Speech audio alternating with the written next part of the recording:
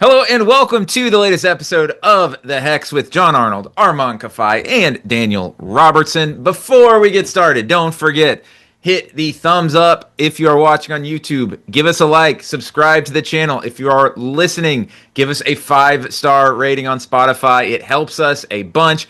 And let us know in the comments what you are thinking about the show. We've got lots of Club World Cup and Gold Cup to get into this week, so let's do it.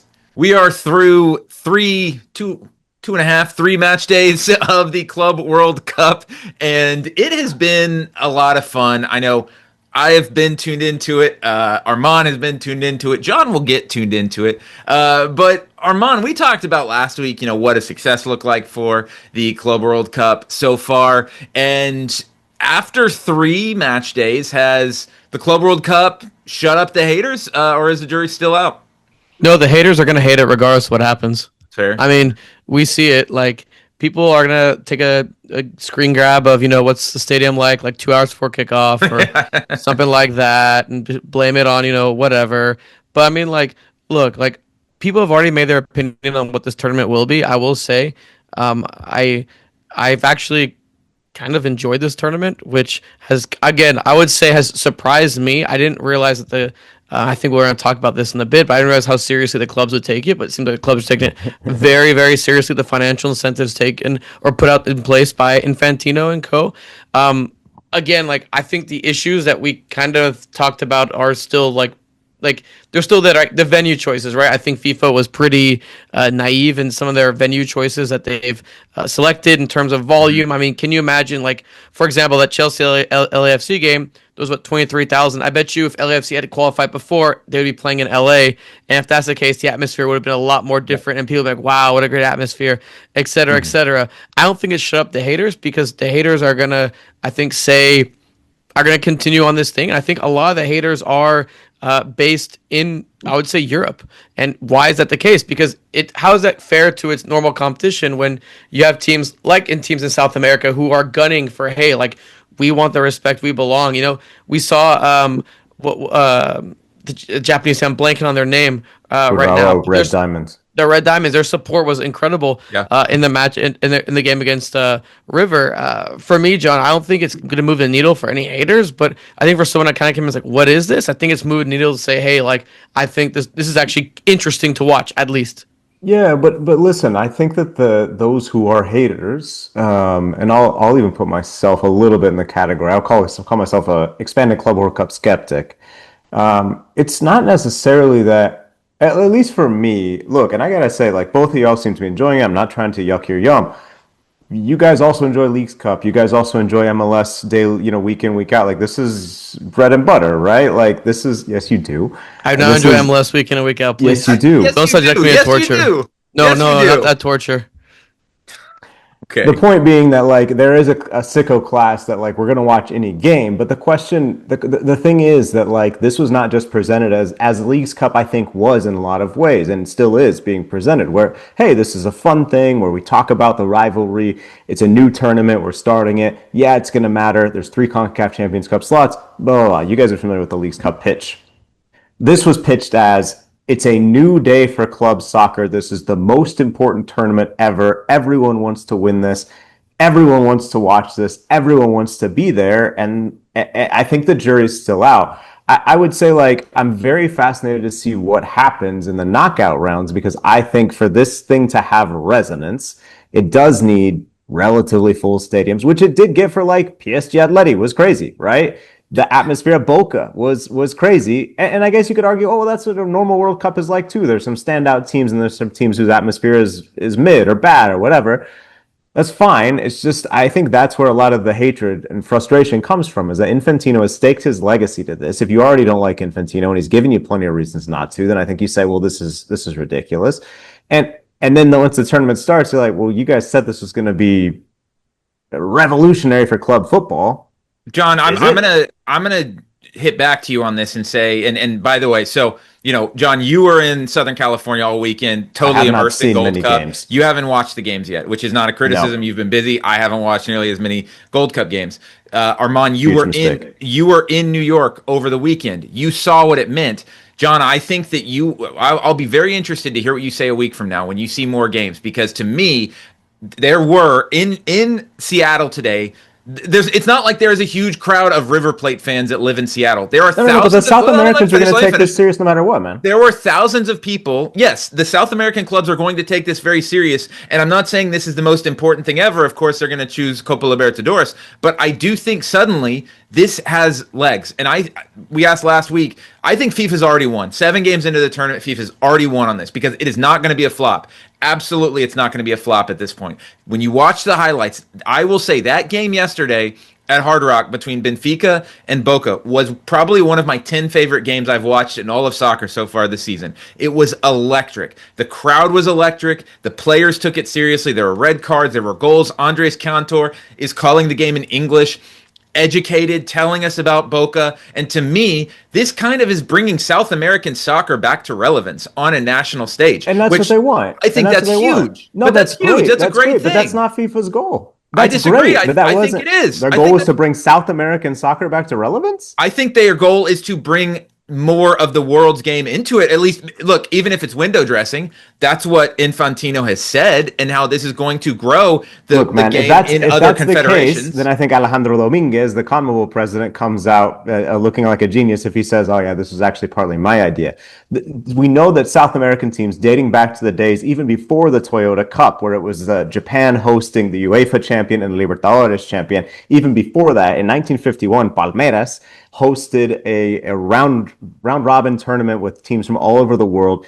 Palmeiras won the tournament, and it helped put Brazil back in relevance after the Maracanazo, after the 1950 World Cup, which they lost to another South American team, to Uruguay. But it was still such an embarrassment for Brazil that they lost this tournament that they put themselves back on the map by winning. Clearly, if a South American team is able to win, to get to the final, which they could, right? Pachuca got to the final of whatever the heck the thing is, Intercontinental. And that's right? They're not even good. They're not even good. So, you look at like other teams that are going to participate in this. If in South America, that's for me why the jury is still out. I think if Boca or River or Palmeiras or Flamengo make a run to the final and they're playing these intense games against some of these big names from Europe, then I do think that it'll matter to everyone, to all the football world, but also like people will show up and people will watch the broadcast. But if you're looking and it's, I don't know, man, you could have some knockout games that just don't matter. I think, like Armand said, though, the haters are going to hate, and it's not going to matter either way. They're going to find a reason to get mad. But what I love is, and you mentioned this as well, Armand, is like we're going to have more reference points over the next month of South American soccer versus European soccer versus North American soccer than we've ever had before, because it was always the case, though, in the Club World Cup. It's like, oh, we're really going to take one game when a team is traveling all the way around the world. No, teams have 3 games now. And also, they're not just playing against like supercharged teams. You can take a team like a Monterrey, and they get to play Inter and River Plate and Urawa Red Diamonds to say kind of where they are. I think there's going to be more reference points, and there's going to be. I feel like you're saying, hey, you think this is a bad tournament or a bad idea. No, I think it's a good tournament and a good idea. I just don't think that the billing and the execution by FIFA has been, even as the tournament starts, and again, I haven't gotten as locked in as you guys have been.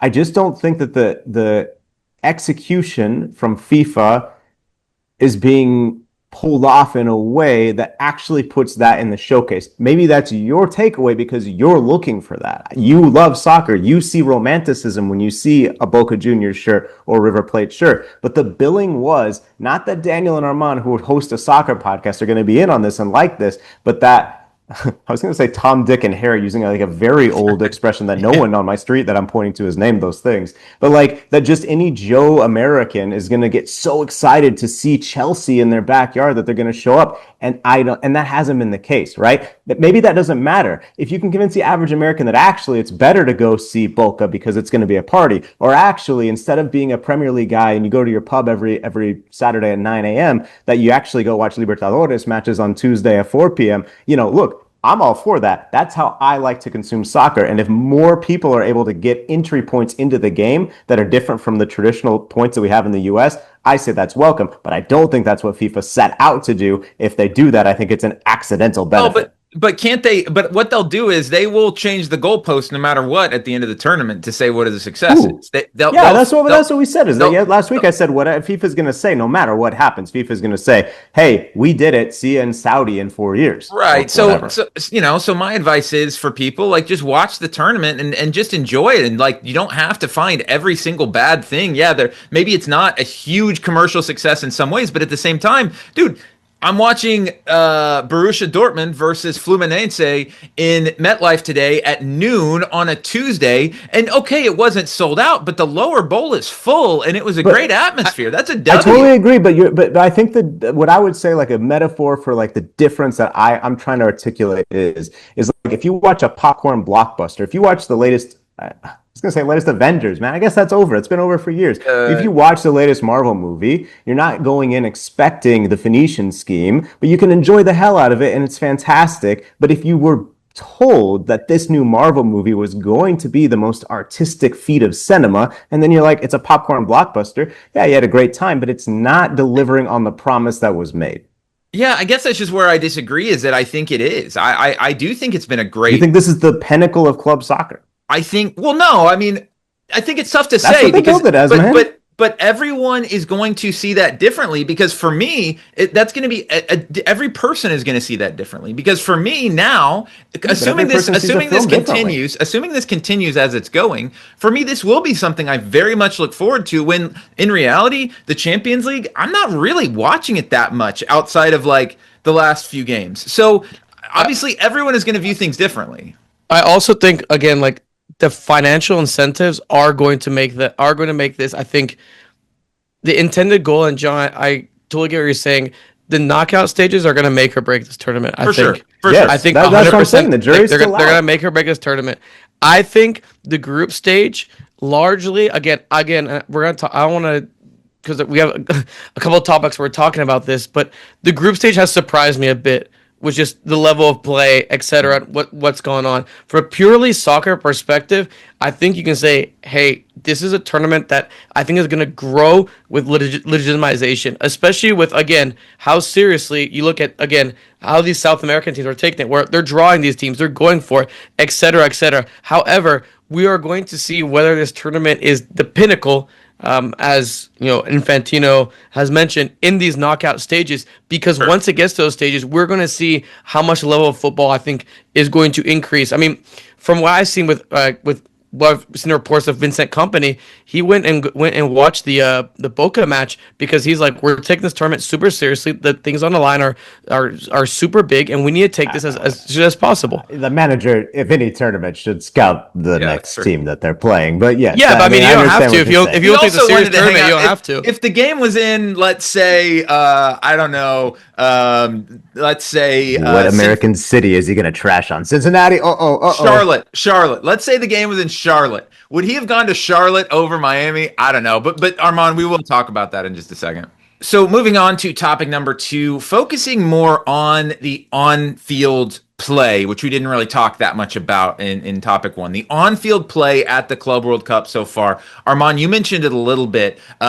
What has impressed you the most so far with what we have seen on the field, as we've seen an MLS team taking on a Premier League team? We've seen Boca versus Benfica. We've seen Fluminense versus Borussia Dortmund. I'm really fascinated tonight by Inter Milan versus Rayados. That's going to be a great one. What's really caught your eye so far? Any players, any styles? It is in some ways a mini World Cup.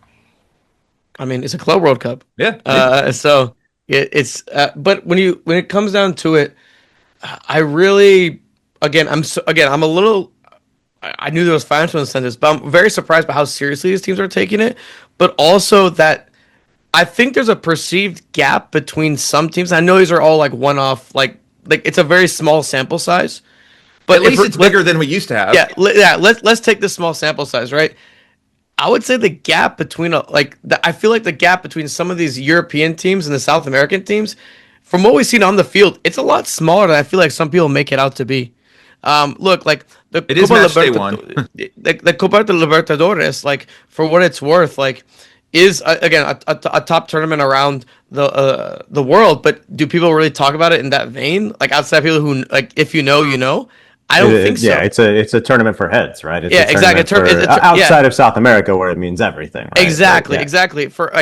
I mean, I don't see anyone I know talk about the Libertadores, but like again, you saw South American teams go head to head. You saw Boca jump out to a 2-0 lead. Yes, they blew it, but they jumped out early on, and Boca hasn't even been great. Again, now there is a bit of gap. There's a bit of duration, but even then, like it seems like the quote-unquote gap between some of these teams, again, we're only barely one match like week in essentially, but some of the gap between perceived teams, I mean, I thought Seattle would get pumped at Botafogo, and they were without Jordan Morris, and they did not get pumped. Yep. That Botafogo was holding on for dear life at the end of the match as Seattle poured on. Again, Seattle was doing this basically without a 9 that we've talked about they've needed for quite a bit of time. When you look at Miami and Al is a really good team when it comes to when they beat Seattle in the Club World Cup a few years back, and Miami, who I guess you could say is probably one of the better teams, unless kind of held them and almost took a win in that game. For me, again, I think the gap that we kind of perceive with these games isn't as great. And again, I know it's a 1-game sample size, but that's what I'm definitely seeing from this. We'll see as the tournament prolongs on if that continues. But even Chelsea, LAFC, I thought Chelsea would pump LAFC. It was close. And I think what we're seeing too is a lot of these teams, a lot of MLS teams, they're kind of like a football team without a quarterback in the sense of man-to-man in a lot of positions on the field. They're pretty close to each other. It's not that far off. But at the position that matters the most, which is the number 9, which is why that player gets paid the most money and why they get the most headlines and all of that. In the NFL, if you don't have a quarterback, you're nothing. And in world football, if you don't have a 9, you're really going to struggle. Because if Seattle and LAFC had good 9s, I think they would have potentially gotten results out of those games. But that's a reason why good 9s cost the most money in world football, because you can't afford them, because they don't really exist and they are very hard to find. But Armand, I'm with you, and I think you mentioned the money, and I think the money is okay. If you are Seattle and you go 2-0 down to Botafogo, if you're any team and you go 2-0 down, well, if you draw, Seattle doesn't get this money, but most teams in world football do. You get $1 million if you draw a game. You get $2 million if you win a game. If you are down 2-0, why would you not go for the result? Because you're not going to lose any money if you lose 3-0. But if you get a result, that could make you $10, $20, $30, $40, $50,000 depending on kind of how the split is, right? So why would you not go for that? And I think the game yesterday with Boca and Benfica was so interesting because I don't think Benfica knew what they were walking into. That match, and they had Otamendi, and they have, Fideo, and they have all these guys, but maybe someone didn't prepare them or whatever, but it felt like they walked into an absolute lion's den. And John, the first highlights you watch should be that game.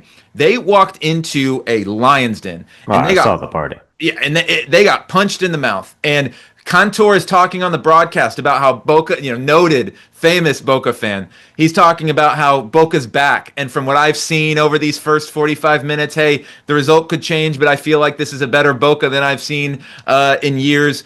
This really mattered to them. But what happened? Benfica went a man down, but they figured it out, and they kind of realized, hey, we're better than these guys. Like, we can go for this. They went for it, and even when they were down to 10 men, they were the better team in the second half. And Otamendi, as he does, gets the equalizer. I feel like that guy only scores big goals, but he gets the equalizer, and now that group is all to play for. So, those things to me really impress me. And again, I'm exactly with you, Armand, on how the team seem to be taking it very seriously, and the money makes everything, for better or for worse, makes everything entertainment. And if we call them mercenaries because they're only playing for money, well, if it creates a good product for me, do actors you're only just doing your act, regular job. Yeah, exactly. right, That's what I was going to do say. actors Like, act for money? Like, if I got invited to a journalism competition that I normally wasn't in, and they were like, "Hey, your normal rate is this, but we'll give you 7 times extra if you write the best article in the room," I'd be like, "Great, I will just continue to do my best work possible, and then hopefully win this prize." Right? right, and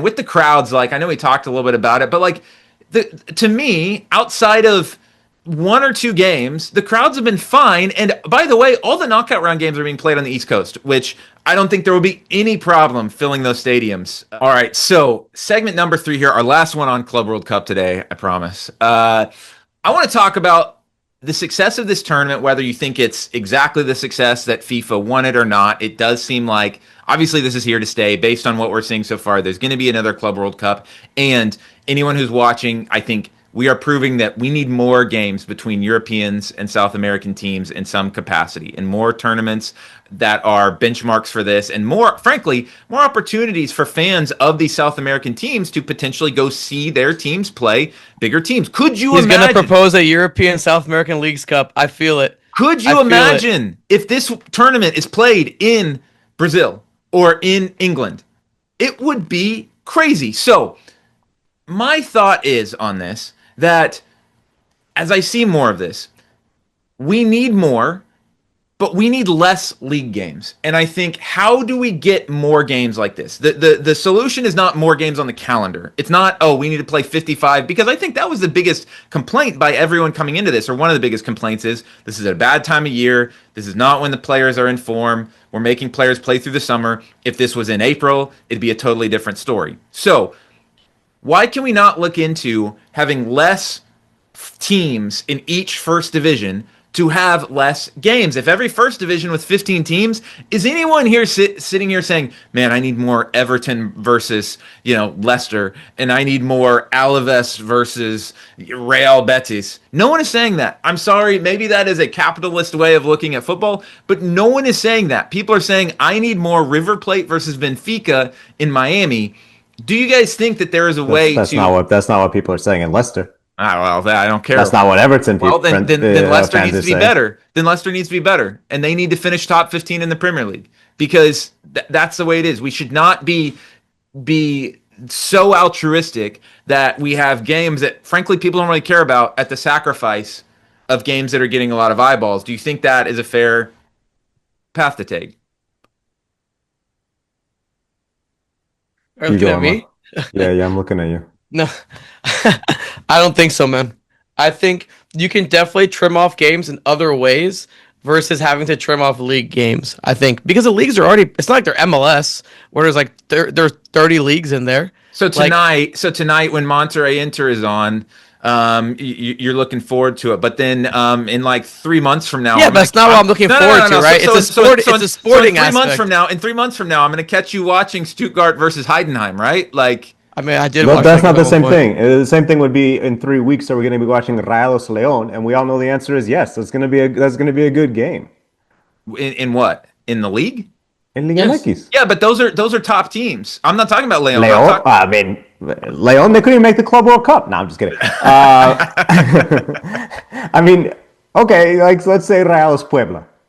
Okay, well, if you want to be in the first division, play better. Like, if you want to be in the first division, just play better. Man, we went to Puebla. I mean, like, we went to Puebla, and you're in the city, and people do care about the team. Like, and I think the local fans, like, look, so many things in the game right now are being taken out of the hands of local fans. You say, who cares about Everton, Leicester? And I'm saying Everton fans and Leicester fans. Now, I understand if you say, well, maybe it should be a championship game. I don't actually. I think that's an interesting way to say, hey, this is decided on sporting merit, and if you want to invest in your club and get to the Premier League that's now only 15 teams or 10 teams or whatever, that's an interesting way to clear up more space in the calendar to allow for these types of tournaments, which I think when you say, hey, what if you play it in Brazil? What if you put it in South America where people do care? That would be something that to me is a bit of a starter instead of a non-starter. Sure. The problem is, man, I think when those types of things happen, first of all, I can't imagine the next one being in Brazil. You can imagine it being in Saudi. It's going to be I think it's going to follow the World Cup. And that's going to be a shame. Or in the US. If it follows the World Cup, then where is it going to be in 2030? Paraguay, Uruguay, Argentina, Good question. Spain, Morocco, Portugal. That'll be quite interesting. That's interesting. But I think so many times the way the game is going right now, the local fan, the fan who actually loves their local club and goes to the games and pays for the season ticket and has that community around the club, those people are the ones that get shafted every time, man. And so to say, well, yeah, now your club is not top division. A lot of the people have suffered that, right? Like a lot of people already have that, and the community's still there, and I think that's great. That's why, to me, the league sort of diet, the league slimming, I actually think that's a somewhat elegant solution to what you're trying to propose. I'm just not, man, I'm just not ready to say this is something we need so much more of. Now, like the Club World Cup already existed, right? And it's a good idea. And you could say, well, maybe you take the top 2, 3. CONCACAF and CONMEBOL, before FIFA expanded this World Cup, announced a deal to do a 4-team tournament with, it was going to be the winner and runner-up of the Champions Cup in CONCACAF, and I think the Libertadores and Sudamericana winner in South America go to one site, one in CONCACAF, then the next one in CONMEBOL. It's a good idea. It's great. It didn't happen because of this expanded Club World Cup and because of this fixture congestion you're talking about. You know what I actually would kill? Especially in England. All these cups. Yeah, I of was gonna say course. Carabao Cup, like kill that. You could slim that it's down not a like lot. the FA Cup. Like The kill FA off Cup I would keep. kill off the Carabao Cup. What sucks is the expanded Champions League with the dumb table and everything. That made it now 8 games instead of the 6 that we had I agree. earlier. And I was against that. But the thing I was is that against everyone needs more inventory, right? Because where does the money come from? It comes from us watching on TV. I mean, even what you're saying, Daniel, a lot of what you're saying about Club World Cup is like how people maybe aren't filling the stadium, but it's good to watch on TV. I'm not saying you're wrong, but how much is the sport a TV product, and how much is it for local fans? And that's where the balance has to go, because you get your TV rights holders needing more inventory. Always, we need more things to put on so we can sell, that we can have advertisers, especially with live sports being the only thing that people still make appointment viewing for. That, and I guess Love Island, my son told me today. But I just think that that's the battle, right? Maybe and maybe it isn't, maybe the Club World Cup being a big competition every 4 years is perfect and we'll all look forward to it. And I think it is cool to think now, if my team wins Libertadores next year, I can start saving my money to go to Club World Cup in 3 years. Like that's really cool. And the club can start saving their money. I mean, I think that cycle is actually. I just wrote an article. I just wrote an article on ESPN about the importance of the tournament to South American teams, and that's a point that I make where I say, hey, look, like if a club wins Libertadores, or if a club pushes to win Libertadores and says, you know what, this is going to hurt us right now, but we're going to spend trying to win. If you actually do win, and then this FIFA windfall is coming in 2-3 years. Can you bulk up your squad to a place where maybe you're competing with a Benfica in a way that you weren't able to now? But I do think if you say, oh, we're just doing this all the time, you almost create this. I mean, you do create a global super league, right? And for it'll lose its San luster too a bit. or Independiente or Vélez Sarsfield in Argentina, But that's life too. Like you keep winning, you make more money. Like that is just how it goes. Like that's sports, that's everything. Like there's not.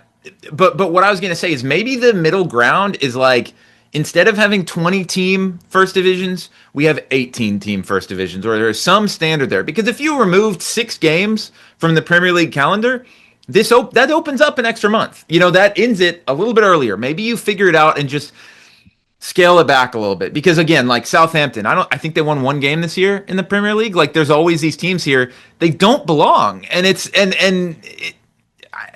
there a perfect answer? No, but I think maybe this is a way to try and add more games, is cutting down the first divisions. John, you were in Southern California all weekend, beautiful Southern California, for the Gold Cup, where almost every game was out there over the weekend. Obviously, it was Mexico playing at SoFi, U.S. national team played in the Bay Area, and then there was a bunch of games a doubleheader last night at the LA Galaxy Stadium. Now it'll fan out. We've got games in Austin and Dallas, all over the place. But the U.S. national team, the sky was falling about a week ago. Now they finally got someone maybe a little bit more. They got a little bit of an also-ran in Trinidad and Tobago, who they beat 5-0 on Sunday. Is this the U.S. national team we should expect? And do you feel a little bit better about their chances to win the tournament or at least make the final? Or is this a Trinidad team? I know there was one player missing for quite an amazing reason. Yeah, Levi Garcia, the best player, a player who I wrote like in the day after qualification ended, I said, man, as long as they have this guy, they have danger in the attack and they can maybe surprise something. And then they announced that he was getting married. I guess that was the only date that they could find. He is based in Russia, so It's kind of expensive hard to get. Maybe. Yeah. Look, you can't, Well, you and gotta look, book like a wedding on a Sunday. if you love the venue, I know it was on. I don't know. Anyway, Levi Garcia missed the game. But that wouldn't have fixed the defense. Guys who, look, this Trinidad and Tobago team, I'm going to write about it for the newsletter at some point. Like, a lot of these, they have that talent donut that the U.S. had when they missed the World Cup in 2018, but just they'd never been at that high of a level in the first place. Got guys like Sheldon Bateau, who was like a really, really solid center back for many years. Now he's 34. Can't do it. Just can't do it. Not at international level. Kevin Molino, 35. I had no idea he was still Alvin playing. Jones is on the field still. Jovan is still playing in the league, but he came on as a sub. I mean, this generation needs to be moved on, but that fresh talent is either way too young. Saw Natty James, or they just don't have what it takes to replace them. Mm-hmm. All that to say, yeah, not a very good team the U.S. beat. But do I feel better about them making the final? I actually said they were going to make the final anyway. You I did. think it's a great start to the tournament, and Pochettino afterwards sort of alluded to this idea of, hey, like the vibes kind of matter, and everyone said this guy was falling, and now we can take this and build. Even like Miguel Herrera, the Costa Rica manager, was like, hey, it's always easier to prepare the next match after a win than after a loss. You're just in a better mood, and even the mistakes, he said, you kind of point out the things you need to clean, and even that kind of goes down better when it's not, hey, we lost because of this. It's, hey, we need to clean this in the future, and I think that's totally right. It's a good win. Armand, you actually texted, hey, you can only play who's in front of you, and that's exactly right. They played who was in front of them. They smoked them. That's what you should do, and that's what they should do for a lot of the rest of the tournament. Right, and that's the thing. I think if you're looking for this tournament, or sorry, from this result, saying, hey, what we're going to take out of it, I mean, they can beat up on teams that they're worse than, or that they're better than, excuse me, which I think you have to. Again, that's part of the game, and more than likely with an expanded World Cup, you're going to get one of these kind of minnows in your group. Like, it's important to get those results, put up the goals, and go from there. I sure what the U.S. did, not really, because I was watching the way Trinidad was playing, and it was just like they made the U.S. look like Barcelona or Guardiola when they won the Champions League versus Man United. It was too easy. All the actions were extremely easy for them. I continue to be impressed by Diego Luna. I just really like him a lot. I like his work rate up and down the field. Patrick Agyemang, in my opinion, is a guy who's I like him, but he's just a little too raw for me, man. Like chances. his his touches are rough. It's just there's just some things that need to be polished and worked on. But I mean, overall, Trinidad never posed a threat to the U.S. at all. It wasn't even close. Now you're gonna play Saudi, who is okay, nothing crazy. Well, they're then missing Haiti, a lot of players, man. They're terrible. yeah, then it's Haiti. Like they should Heck, cruise keep through that. the group stage. Well, like cruise through. You know, 9 points. Should be 9 points. Well, of course, but I think that, the game on Sunday, sometimes, when you're a shooter and you've been missing a lot, you just need to get to the free throw line and just see the ball go through the net. Like Shea. And to me, this was the free throw that the U.S. national team needed. I mean, it's not, obviously, it doesn't necessarily mean anything in a long-term thing, but maybe we need to remind ourselves that Turkey and Switzerland are pretty damn good teams too, and the USA was missing 5 or 6 of their best players, and sometimes things just go really bad for you. And a tournament setting instead of a friendly is a little bit different. But I think for me this was just seeing the free throw go through the net, because frankly this group stage is free throws. Saudi, and we'll kind of preview in a minute, but Saudi, I watched their entire match against Haiti. U.S., if that Saudi keeper plays the same way he did it against Haiti, against the U.S., because he went on walkabout like 7 times. He was like FIFA when you hold the button to bring the keeper out. That was the Saudi keeper. Yeah. It was not good. So I think they will put plenty of goals past Saudi, and then obviously they're through, to the round. I'm kind of going to echo the things you said, Armand, of like, Diego Luna, I think the jury is still out on can he do this versus truly good teams.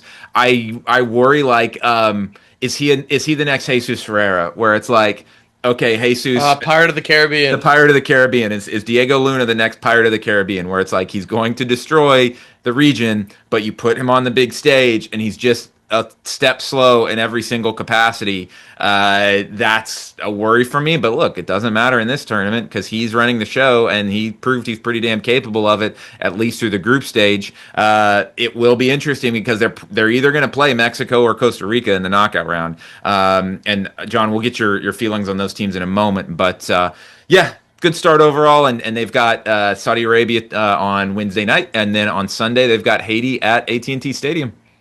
And let me just say really quick, that game is actually on Thursday, USA Haiti. It is not on Wednesday, so check your Bad local memory. listings. Check your And local it's US listings. Saudi, not US Haiti, as you've now just said. US Saudi on man. Thursday, US Haiti on Sunday. John, how many games did you see in person over the weekend? 3? No, come on, man. 4. Don't disrespect me. 5. 5? Wait, were you? Oh, you were at Dignity Health last night. Oh my! 2 double headers in Mexico, Dominican Republic. That is crazy. So no one has seen more Gold Cup games in person so far, probably on the planet than you. I think that's right. First off, Mexico, that was a fun game against Dominican Republic. Give them the credit, but with Mexico, they did what they had to do, but still plenty to work on. No, a lot to work on. I think that, you talk about the U.S. doing what they needed to do.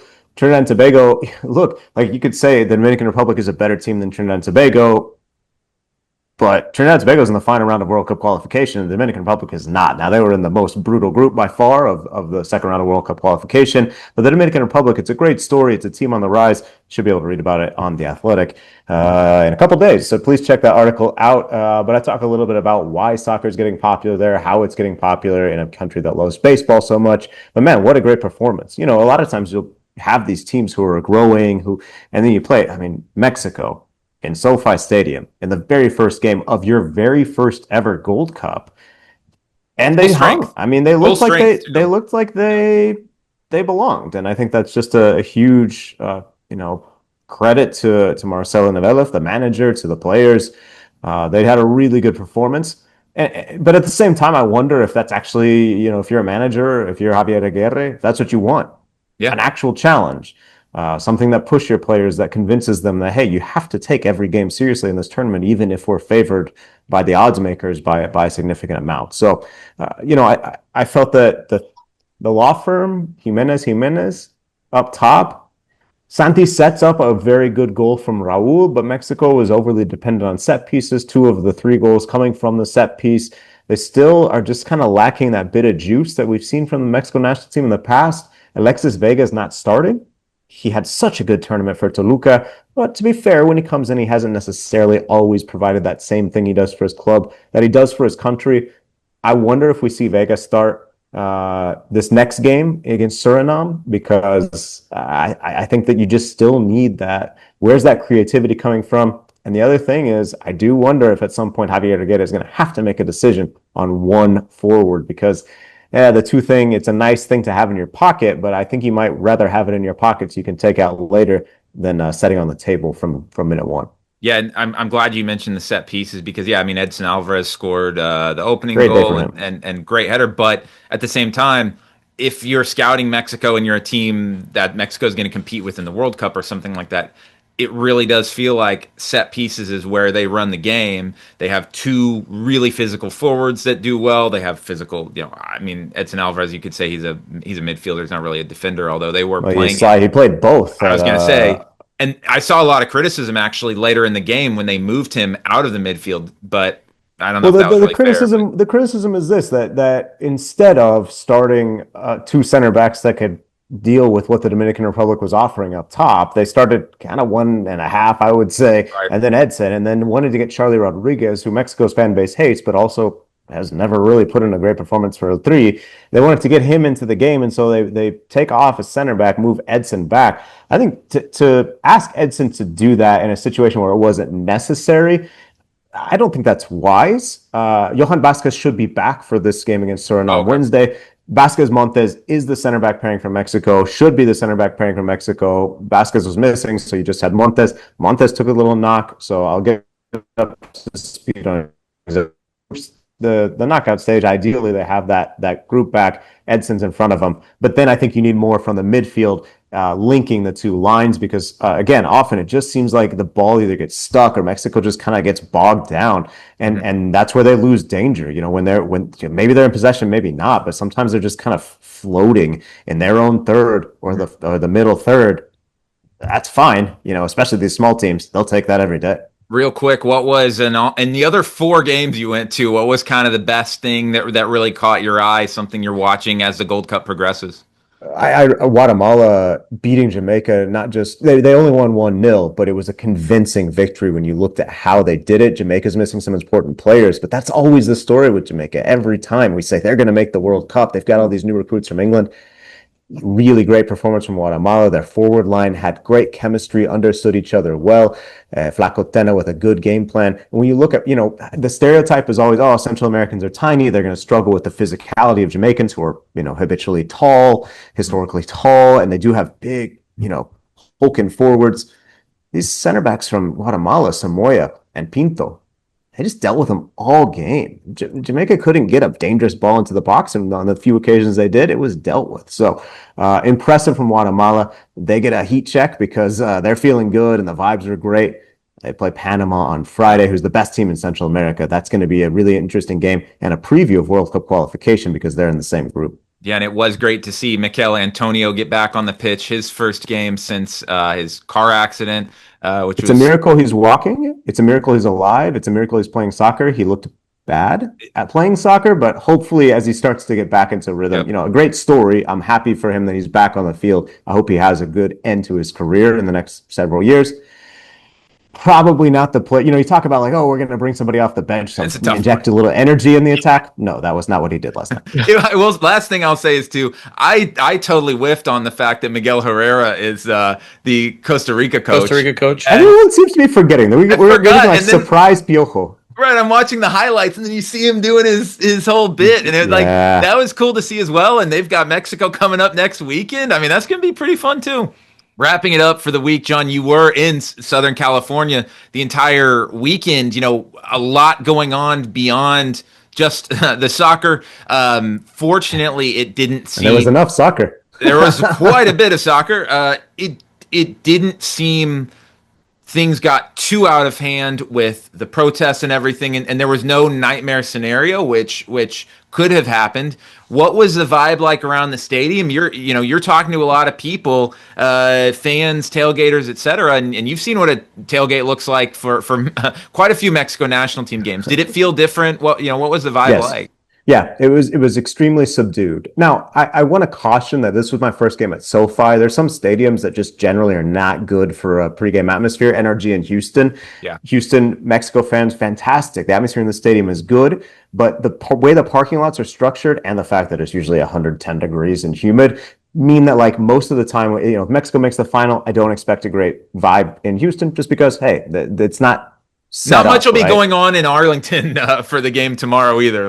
It's 95 degrees. The time is weird. It's hot. But it was a subdued scene. There were some protesters who, I don't know if they were downtown to the No Kings as well and came later or what, but they were there protesting against the ICE raids. As those protests continue in Southern California, continue to be peaceful, continue to not necessitate the troops that have been sent there. It was interesting because I would say that, LA is sort of like this in general, where it seems like one neighborhood doesn't really speak to the other, that doesn't speak to the other.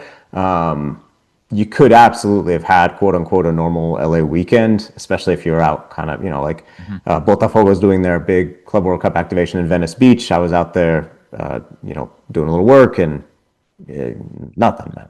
But certain areas you see signs, you see people out. It's very interesting. And it certainly did affect soccer because so much of the soccer community is immigrant, especially in Southern California. So it was an interesting vibe. Mexico match specifically much more subdued. The Guatemala game felt a little bit more like what we've gotten accustomed to. Yeah. And I think that was encouraging, at least for organizers who want this tournament to be a success, because I think that, Mexico has such a huge presence in the U.S. People have been so used to going to games for so long that I feel like Mexico will have relatively normal attendances, even with the situation. But when you talk about Hondurans, Salvadorans, Guatemalans, some of these Central American communities, not a huge Haitian population that goes to games in the U.S., but like Haitians, these communities that are struggling right now, that are the targets of some of these raids, that are affected by travel bans and some of these different cases. I do think that we'll see dips, but we didn't with Guatemala. They absolutely packed. They didn't pack it out, but it was a very, very good vibe. And Yeah. and it's weird because it's like on the one hand, I'm rooting for that, right? I want things to feel. Look, I'm proud as an American. I'm proud when I see 20,000 Guatemalans are able to turn up and party and enjoy their culture and celebrate and have a great time. I hope that continues to be the case, and I hope people can do that safe and normal. But the Mexico game was certainly subdued, I think, partly because of the logistics and the fact that it fell on the same day as the No Kings protest, which is the biggest that we've seen. It was a weird scene, and it's going to be worth watching kind of what happens the rest of the tournament. And it was interesting too because you juxtapose that with the U.S. national team game on Sunday, and frankly, like, look, I hate the pregame shots. The pregame shots are terrible. It was dead. But I'll tell you why the pregame shots, man. Journalists, we get to the stadium early. Yeah. You got to, and then you're just kind of sitting there. Usually they give you a little trigger food. finger. Once you eat, if you're not like out getting color, what we call like when you go talk to fans or get people doing chants in the tailgate, and especially when it's hot and you're like, I don't really feel like going out there. Yeah, what else are you going to do? You feel like you got to post on social media. There's an empty stadium in front of you. You know it's going to get retweets. So, I've been sending a couple during the anthems. Sometimes they're fair and sometimes they're unfair, just in general. But one that was fair, the crowd in San Jose was bad. And I don't know if that is so much on CONCACAF or if it is on the national team. I don't know how many people. It's tough to say, man, because you know what? The U.S. probably will have a big crowd in Austin on Wednesday, but then the crowd on Sunday will be terrible. The crowd on Sunday will be terrible at AT&T Stadium. So, and it's going to look even worse. Yeah. So then we can talk about that. We'll see what it is, and maybe we'll talk about it next week. But Armand, real quick, you were in New York. We've seen a lot of the Club World Cup fans packing that out. Did you feel that as you were going around town on your side? Yeah, I mean, absolutely. I mean, the Palmeiras takeover was real. Like I literally, one of my buddies who I was with, he goes, "Hey, what's Palmeiras?" I'm like, "Oh, it's soccer." He's like, "Dude, I've seen this logo everywhere."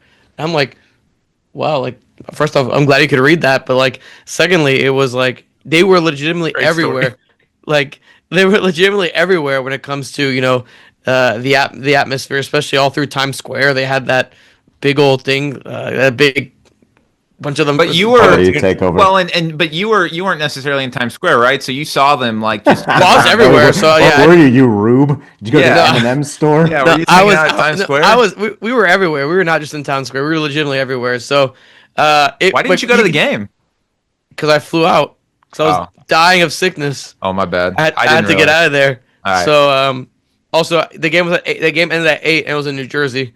So I'd have to. Transit's not great. It's great in New York, but yeah. All of remember the semifinals and the final are at that stadium too for and the final of the World Cup and the final of the World Cup. So yeah, I mean it is just interesting though, guys, to be able to kind of talk about you guys are on each different coast, and it is we all get frustrated by the things that happen in the country, but it is pretty cool to think about. There are fans from Brazil taking over in New York. There's fans from Argentina taking over Miami right now. Obviously, Mexico national team is playing in Southern California, like 5 different six. Mamelodi's taking over Orlando. Mamelodi's taking over Orlando. Let's go Mamelodi's. Yeah, it's interesting. We'll see what happens. I mean, we'll have basically the same topics to talk about next week and see who's in the knockout round of Club World Cup. And we'll probably be able to preview some pretty cool Gold Cup. It's crazy to think, by the way, the Gold Cup happens so fast. It's like... I know, man. Yeah, Thursday to Sunday. Anyway, so... the teams, like, you have a bigger gap between your first 2 games and as soon as your second and third game start, it's like an actual quick turnaround. So that'll be something to keep a watch on. USA and Mexico both play on Sunday, right? So... Yeah, crazy. So yeah, well, that'll wrap us up. We'll talk about it all again next week. Thanks for listening.